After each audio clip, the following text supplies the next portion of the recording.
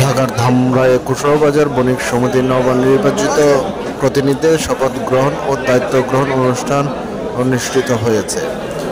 বুধবার দুপুরে নীলকান্ত ভৌমিক প্রধান উপদেষ্টা কুশারবাজার বণিক সমিতির সভাপতিত্বে প্রধান অতিথি ছিলেন সম্মানিত সদস্য জাতীয় নির্বাহী কমিটি বাংলাদেশ জাতীয়তাবাদী দল ও সভাপতি ধামরাই উপজেলা শাখা বিএনপি আলহাজ তমিজউদ্দিন এবং বিশেষ অতিথি ছিলেন সমাজসেবা কর্মকর্তা ধামরাই উপজেলা ও ঢাকা প্রশাসক কুশরা ইউনিয়ন পরিষদের জনাব এস.এম. হাসান। শপথ গ্রহণ অনুষ্ঠানে কুশারবাজার বণিক সমিতির সকল সদস্য উপস্থিত ছিলেন এবং বিভিন্ন অঙ্গ সংগঠনের নেতাকর্মীরা এ সময় উপস্থিত ছিলেন। সাদাকাল্লাহুল আলিয়্যুল আযীম। অজুবি স্বর্ণবার্তা ভূতানামি সরপিশন আছেন।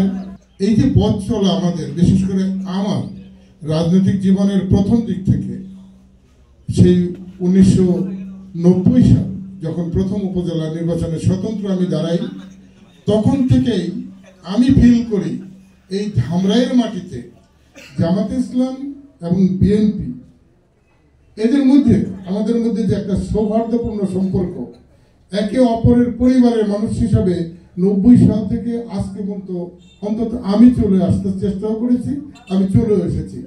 আমি এখানে ভিন্ন করে কাউকেই দেখি না, একেবারেই আমার আপনজন এখানকার জামাত ইসলামের নেতৃবৃন্দ, তাদের কাছে আমি অনেক ঋণী।